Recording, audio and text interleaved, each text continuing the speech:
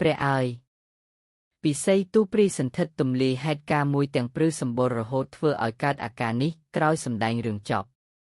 បើទោះជាបានបញ្ចាំងជាច្រើនសប្តាហ៍ហើយក្តីតែភាពយន្តខ្នាតធំខ្មែររឿងភ្លើងឆេះក្លឹបក្រោមដីរបស់ផលិតកម្មលុតនៅតែទទួលបានការគាំទ្រនិងទស្សនាពីមហាជនកាន់តែច្រើនឡើងដោយសារសាច់រឿងល្អមើលនិងបានដកស្រង់ចេញពីរឿងពិតមួយរបស់គ្រួសារមួយនៅខេត្តសៀមរាប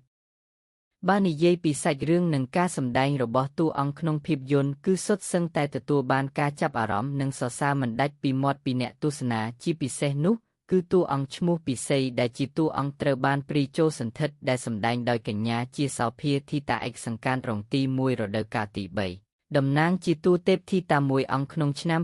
2022កន្លងទៅ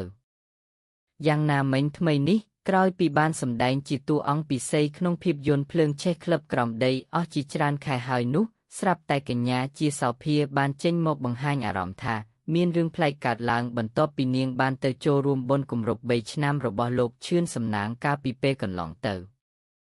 កញ្ញាជាសោភាតួអង្គពិសីបានឲ្យដឹងថានាងជាមនុស្សមិនដែលចេះខ្លាចទេហើយពេលគេងក៏មិនដែលបើកភ្លើងដែរតែមួយរយៈក្រោយនេះនាងគេងតតែបើកភ្លើងនិងមានអ្នកមកគេងជាមួយតែក្រោយពីនាងបានទៅបុណ្យគម្រប់3ឆ្នាំរបស់លោកឈឿនសំណាងបានជួបតួអ៊ំឋានពិតដែលជាអ៊ំស្រីមើលដឹងពីរឿងភ្លើងងឹតនិងជាអ៊ំរបស់លោកឈឿនសំណាងបានយកខ្សែអំបោះមកពាក់ឲ្យនាងនិងប្រាប់ប្រយ័ត្នខ្លួនតួអង្គពិសីបន្តថាពេលនោះនាងក៏មានអារម្មណ៍ប្លែកព្រោះនាងបានគេងយល់សប្តិអាក្រក់គេងយល់សប្តិឃើញមនុស្សប្រុសម្នាក់សុទ្ធតែភក់ដូចប្រឡាក់ឈាមមកសុំគេងជាមួយហើយញឹមដាក់នាងតែក្នុងយល់សប្តិនាងក៏ប្រាប់ឲ្យបុរសនោះទៅងូតទឹកតែបុរសនោះឆ្លើយថាអត់ដែលងូតទឹកផងសុំមកគេងចិត្តហែងលើសពីនោះយប់មួយទៀតនាងក៏បានយល់សប្តិចម្លែកម្ដងទៀតនាងជាមនុស្សអត់ចេះហែទឹកទេខ្លាចទាំងក្នុងជីវិតពិតនិងយល់សប្តិក៏ខ្លាចតែដល់យប់មុននាងយល់សប្តិឃើញមនុស្សជាច្រើនឲ្យនាងចូលទឹកហើយចាប់ផ្ដើមមានអារម្មណ៍ប្លែកបើស្រឡាញ់ចូលចិត្តកុំភ្លេចជួយចុច Like Share និង Subscribe ដើម្បីបានវីដេអូថ្មីទៀត